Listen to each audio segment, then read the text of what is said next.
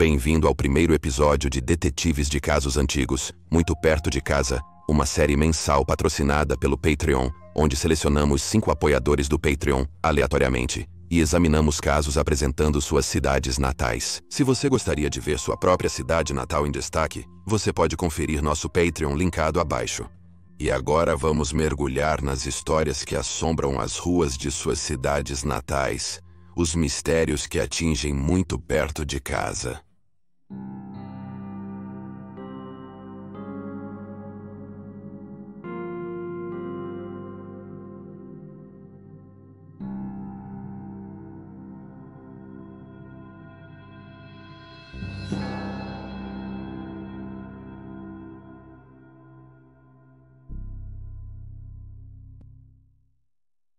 Bem-vindo ao primeiro episódio de Detetives de Casos Não Resolvidos, Elsie Frost.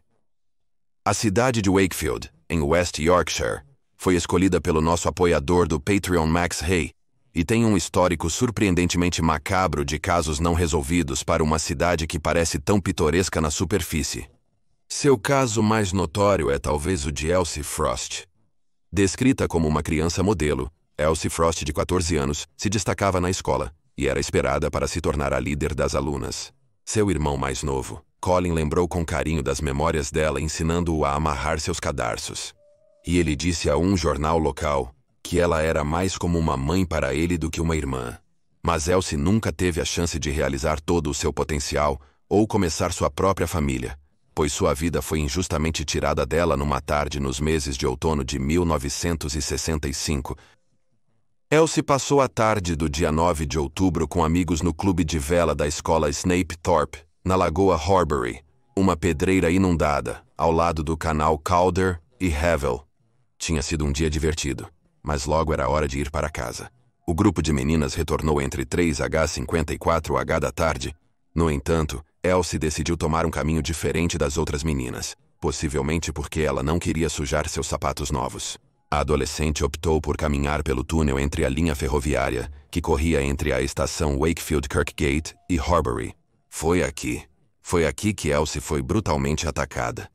Ela foi esfaqueada um total de 5 vezes, 2 vezes na cabeça, 2 vezes nas costas e 1 vez nas mãos. Uma dessas feridas perfurou seu coração, e a jovem garota faleceu pouco depois de choque e perda de sangue. Antes de falecer, Elsie conseguiu cambalear pelo viaduto antes de desabar no pé de uma escada do outro lado. Ela foi encontrada por volta das 16h12 por um homem que estava com seus filhos pequenos. A investigação que ocorreu posteriormente foi a maior que a cidade de Wakefield já havia visto. Foram coletados mais de 1.200 depoimentos. 4.000 pessoas foram rastreadas e seus movimentos verificados, e 12.000 homens foram entrevistados. Uma vasta quantidade de facas foi examinada, e a caçada ao perpetrador envolveu até o exército, bem como detectores de metais. Apesar de todo o seu árduo trabalho, no entanto, as autoridades não conseguiram estabelecer nenhum motivo para o cruel assassinato do adolescente. Era desconhecido se Elsie havia sido especificamente visada, ou se ela estava tragicamente apenas no lugar errado, na hora errada. Então o caso tomou um rumo quando, em janeiro de 1966, o vice-coroner da época acusou um homem de 33 anos, chamado Ian Bernard Spencer, de ser o culpado. No entanto, Spencer insistiu que era inocente e manteve que estava em casa no momento da morte de Elsie. Seu álibi foi corroborado por vários amigos e familiares, mas essas testemunhas nunca foram chamadas para dar evidências no inquérito. Eventualmente, Spencer foi inocentado por 2 tribunais, mas apesar disso, os investigadores da polícia apareciam regularmente em sua porta, muitas vezes após ter ocorrido um crime com faca na área, e eles queriam verificar como ele estava. Depois que Spencer foi inocentado de envolvimento, o caso de Elsie começou a esfriar. Não foi até 2015 que a investigação foi reaberta. As autoridades ficaram surpresas e encantadas. Foram recebidos com centenas de novas linhas investigativas. A desvantagem dessa nova investigação é que grande parte dos arquivos originais de 1965 foram destruídos, retornando os investigadores ao início. Também não havia possibilidade de obter DNA das roupas de Elsie, porque elas também haviam sido destruídas, quando os Frosts recusaram-se a mantê-la após sua morte. As teorias no caso de Elsie eram limitadas. Uma teoria que foi levantada na época era que talvez a adolescente tivesse se deparado com dois homens gays em uma posição comprometedora, ao se envolverem no que era chamado de atividade homossexual.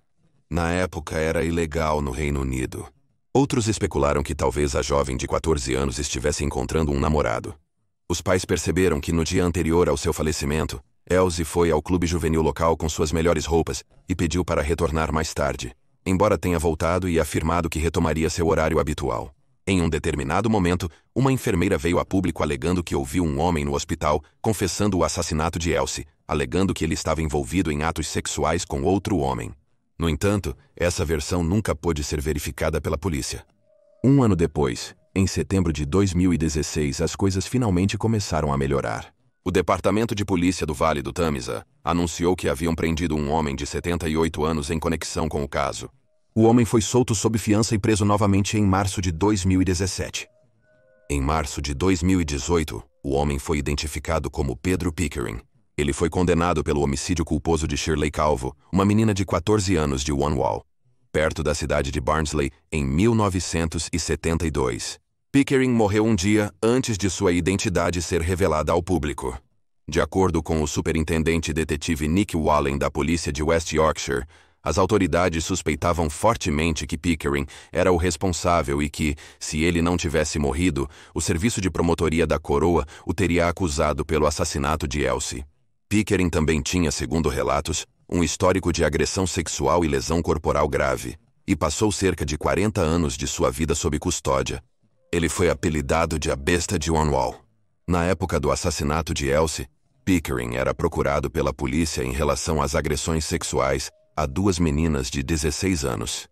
Sua namorada foi presa, e sua esposa Elsie retirou o álibi que deu a ele. E nas cartas que ele escreveu para ela ao descobrir isso, ele afirmou que estava tão bravo e chateado que iria tirar a vida de outra pessoa.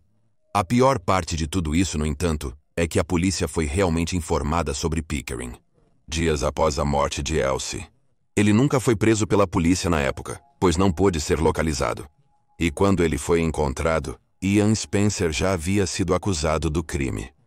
Oficialmente, o caso de Elsie ainda está sem solução, mas as autoridades estão confiantes de que, desta vez, eles têm o homem certo, mesmo que ele não tenha sido capaz de ser processado por suas ações hediondas. Gail Casabranca. Wolverhampton, no West Midlands, foi escolhida por nossa patrona, Andrea. Inicialmente uma cidade de mercado, Wolverhampton prosperou durante a Revolução Industrial, tornando-se um grande centro para a mineração de carvão e a fabricação de veículos. No entanto, também se tornou conhecida por abrigar alguns dos crimes mais sombrios do Reino Unido. Na quinta-feira, 6 de setembro de 1992, adolescentes encontraram o corpo de uma mulher a apenas 75 jardas da Steelhouse Lane, jogado nos arbustos como lixo. Ela logo foi identificada pelas autoridades como Gail Casabranca, de 23 anos, uma trabalhadora sexual local e mãe de 2 meninos pequenos. Imediatamente, a polícia local sabia que tinha um enorme trabalho a fazer. A violência contra trabalhadoras sexuais era tragicamente comum, e seu estilo de vida significava que o grupo de suspeitos seria grande. No entanto, os investigadores começaram a trabalhar imediatamente. Gail morava na rua Mayfield e foi vista pela última vez na segunda-feira, 3 de setembro. Antes de sair naquela noite, ela deixou seus filhos com a babá habitual, mas nunca voltou para buscá-los, indicando às autoridades que ela havia sido morta antes de voltar para casa. Também foi descoberto que pouco antes de sua morte, um juiz havia anulado as multas acumuladas de Gail por solicitação, que somavam 4.000 libras para dar a ela um novo começo. Depois de deixar as crianças com a babá, Gail começou a trabalhar por volta das 18h30, ficando na esquina da Steelhouse Lane. Ela foi vista pela última vez, entrando em um carro verde com 2 homens asiáticos, e retornou 30 minutos depois. Por volta das 21h20, Gail retornou para casa, onde já havia falado com sua mãe ao telefone às 20h20, enquanto outra testemunha parava em uma loja de vinhos local para comprar cigarros. Ele notou Gail conversando com um homem asiático. Quando ele voltou da compra dos seus cigarros, a testemunha então observou a jovem de 23 anos atravessar a rua até um Cortina dourado, estacionado no estacionamento do Hospital Real, onde outro homem asiático esperava. O trio então partiu juntos.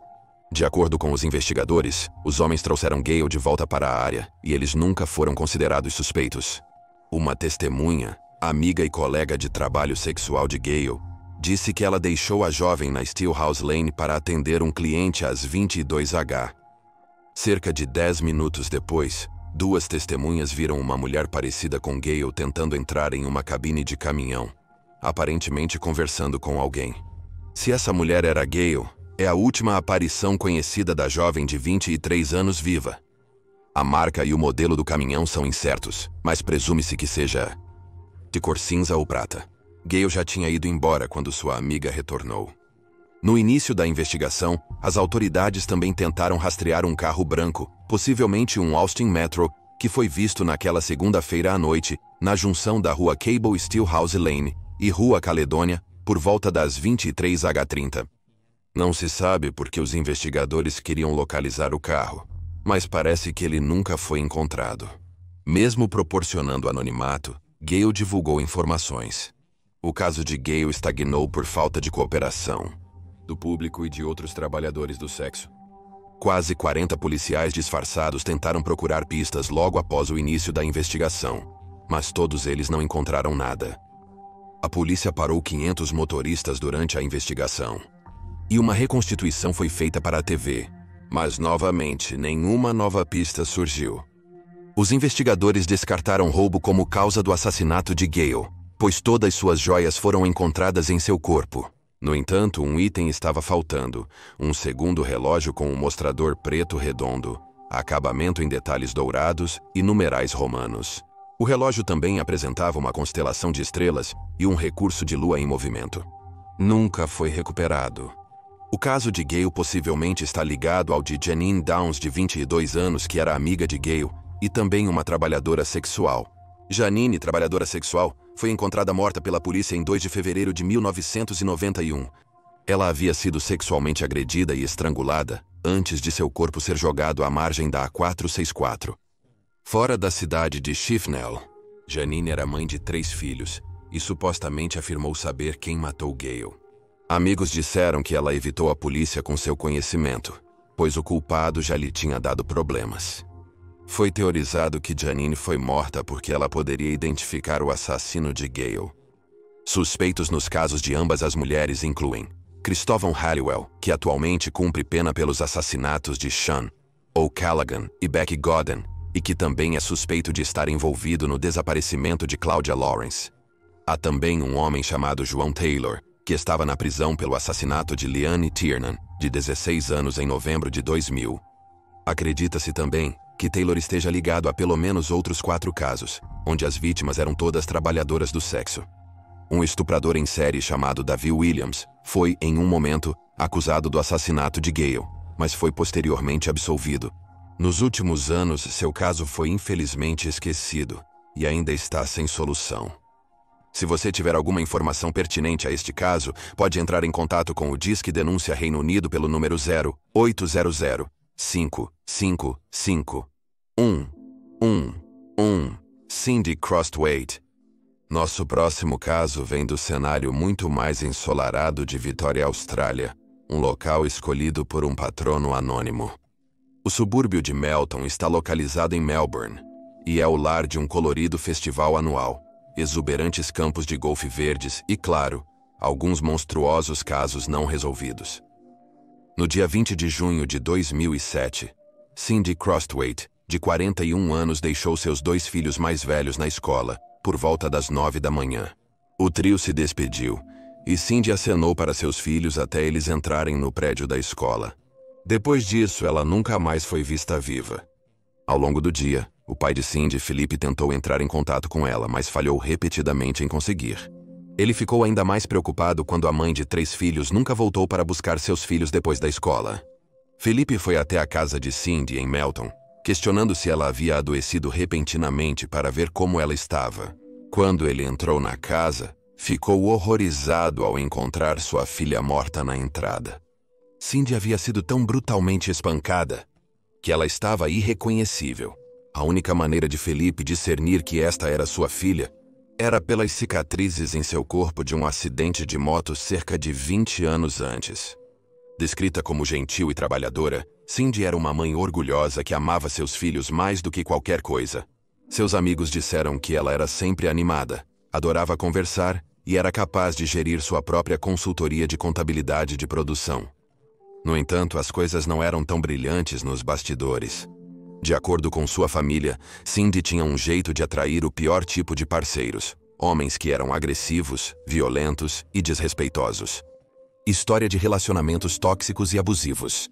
Tornou difícil para as autoridades determinar por onde começar. No verão de 2005, apenas 2 anos antes de sua morte, Cindy se separou de seu marido, Emil Petrov, que frequentemente era chamado de Billy, e com quem ela havia conhecido 1 década e meia antes, em 1989. Emil não era o marido perfeito por qualquer extensão da imaginação. Ele tinha sérios problemas com álcool, o que resultou na perda de sua licença várias vezes. Apesar do irmão da Cindy afirmar que muitas vezes ainda usava seu carro. O casal estava errado.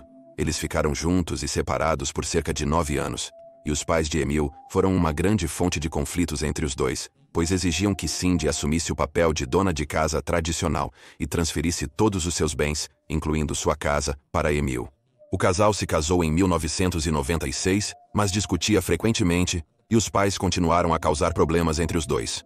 Juntos, Cindy e Emil tiveram 2 filhos, Nicolau e Jasmine, e os criaram em uma casa em Melton, perto de onde Felipe morava. Em 2000, Cindy queria deixar o relacionamento, mas ele se arrastou por mais 4 anos, deteriorando-se lentamente à medida que Emil se envolvia em comportamentos estranhos. Ele continuou a beber pesadamente, infligiu ferimentos em si mesmo na frente das crianças e até mesmo tentou incendiar a casa uma vez.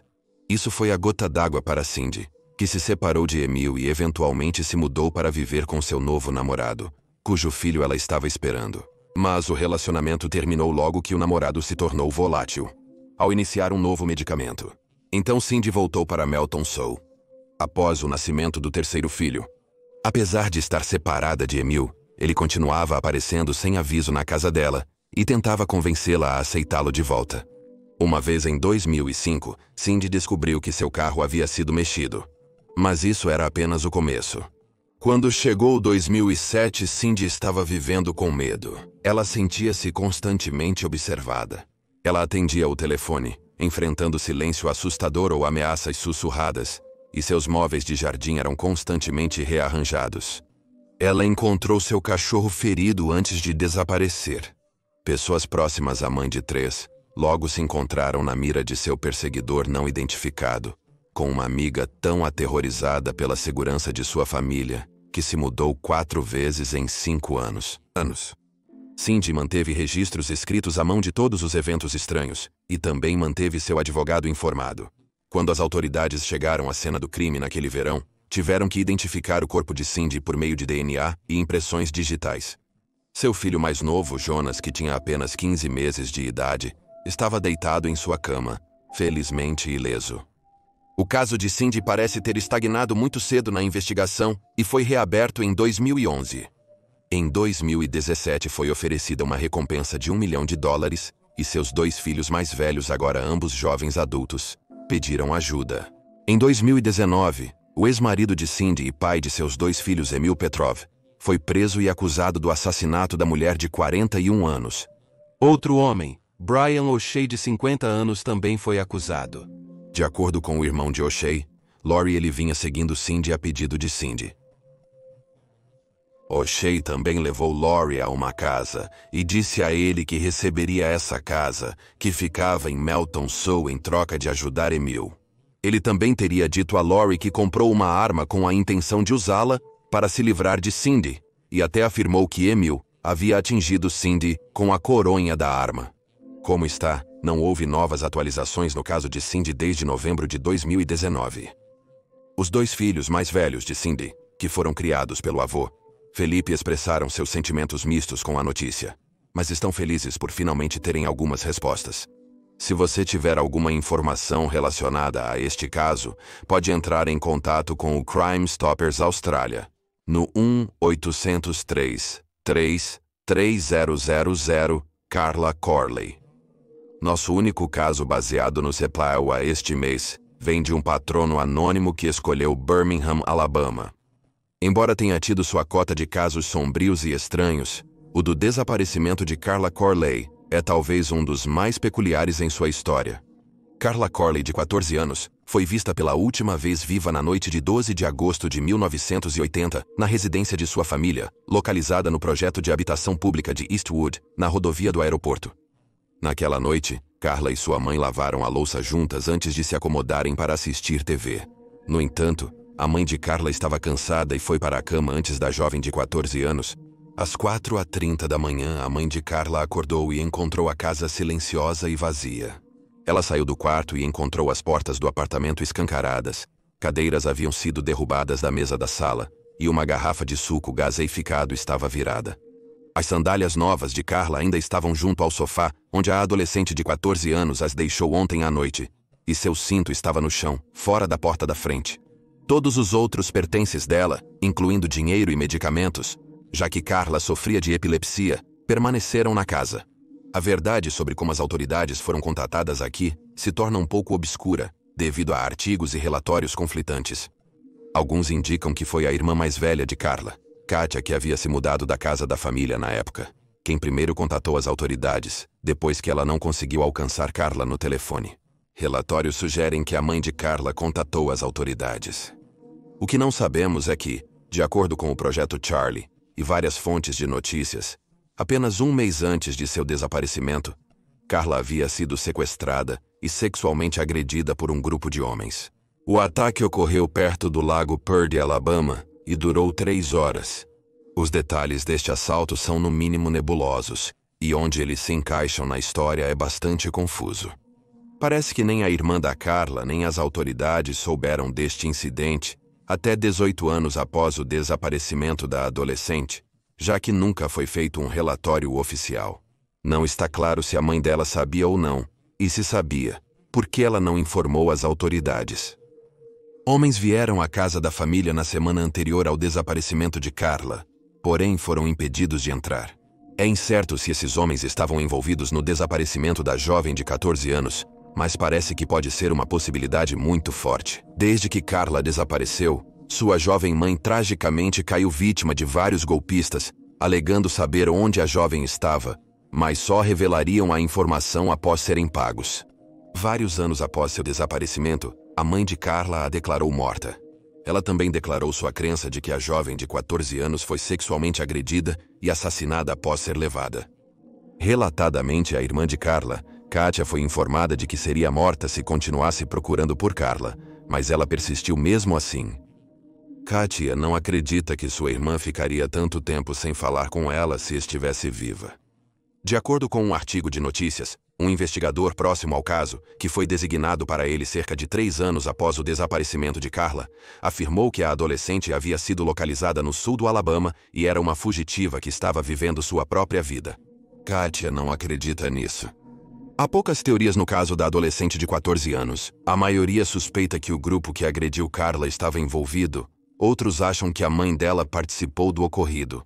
No entanto, sem nenhuma evidência, é impossível afirmar. Segundo relatos, um suspeito afirma saber o destino de Carla, mas depois voltou atrás em sua história. Há pouca ou nenhuma informação sobre este indivíduo disponível online. Durante o curso da investigação, várias escavações foram realizadas, sendo a mais recente em 2005. No entanto, Carla nunca foi localizada. Se você tiver alguma informação pertinente a este caso, pode ligar para o Centro Nacional para Crianças Desaparecidas e Exploradas no 1-800-843-5. 678, Tanisha Melbourne Blake. Nosso último caso vem de nossa patrona Hattie Anel, que escolheu Enfield, no norte de Londres, como sua localização. Enfield, apesar de não ser livre, tem histórico criminal. É difícil encontrar relatórios detalhados de casos na área. No entanto, o distrito de Tottenham, a apenas 20 minutos de distância, é outra história. Tanisha Melbourne Blake era uma jovem alegre e vibrante de 17 anos, popular e benquista. Amigos e familiares a descreviam como uma garota com uma personalidade borbulhante que podia iluminar uma sala com sua presença. Trabalhadora incansável, Tanisha tinha grandes planos para o futuro. Embora ainda fosse jovem, A adolescente era uma mentora voluntária para jovens no espaço juvenil Bruce Grove, em Haringey, e havia participado de vários eventos contra crimes com facas e armas de fogo. O objetivo final dela era ser uma trabalhadora juvenil. No entanto, Tanisha foi roubada da chance de realizar seus sonhos quando foi baleada na rua, enquanto estava com seus amigos na rua Charles Grove, em 2 de abril de 2018. Por volta das 21h35, tiros foram disparados de um carro contra um grupo reunido fora de um prédio de apartamentos. A jovem de 17 anos foi atingida no coração e morreu no local, deixando pais em luto e 7 irmãos. O veículo usado pelos perpetradores era um Vauxhall Mariva cinza ou prata, e foi encontrado queimado na Fordham Road, Barnet 5 dias após o tiroteio. A polícia crê que havia ao menos 2 pessoas no carro. Pelo menos mais 2 balas foram disparadas na rua, antes dos culpados fugirem. A arma de fogo usada no crime foi localizada por um civil que a descobriu enrolada em uma toalha, dentro de uma bolsa na Tudor Fechar, em Highgate Norte de Londres, em 19 de maio, apenas semanas após o incidente. O número de série havia sido removido da arma, que é descrita como uma Browning de cheque feito, mas os testes forenses nas balas do corpo de Tanisha mostraram que a mesma arma havia sido usada para abater um jovem de 20 anos, apenas um mês antes. José William Torres foi baleado e morto na Essex Close em 14 de março. Joseph, descrito por familiares e amigos como um jovem bondoso e cuidadoso, foi abordado por 3 figuras encapuzadas que o balearam no peito e nas pernas enquanto ele e um amigo estavam sentados em uma van. Ele não tinha afiliações a gangues e foi supostamente assassinado devido a uma confusão, pois estava usando a mesma touca que a vítima pretendida. Cada um dos homens que participaram do ataque desde então foram considerados culpados e presos. A arma que tirou as vidas de Joseph e Tanisha também foi ligada a outros 3 tiroteios de gangues que ocorreram em 2017. Após 2017, as autoridades suspeitaram que a arma mudou de mãos e foi descarregada para outra gangue. Desde a morte de Tanisha, a arma foi retirada das ruas. O inspetor-chefe de detetives Neil João disse que não há sugestão de que o caso de Tanisha esteja ligado ao de Joseph, além do assassinato. Tanisha tinha uma arma que se acredita ter sido uma, citação, arma para alugar. Tanisha não tinha afiliações a gangues, e acredita-se que sua morte tenha sido parte de uma disputa contínua entre 2 gangues rivais na área. O suspeito do tiroteio é descrito como um homem negro com um corte ou 2 na sobrancelha esquerda, que estava vestindo roupas pretas, incluindo luvas pretas.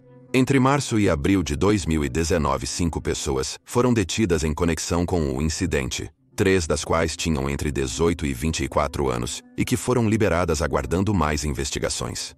Os outros 2 homens foram liberados sem nenhuma outra ação tomada. Um 6º homem, de 30 anos, foi preso em fevereiro de 2020. No entanto, até agora, o caso de Tanisha permanece sem solução. Se você tiver alguma informação pertinente a este caso, pode ligar para a sala de incidentes no 020-8358-0100. E aí estão os fatos. Muito obrigado a todos os nossos apoiadores patronos, e parabéns aos que ganharam, e boa sorte a todos que participarão do sorteio do prêmio Too Close to Home da próxima semana.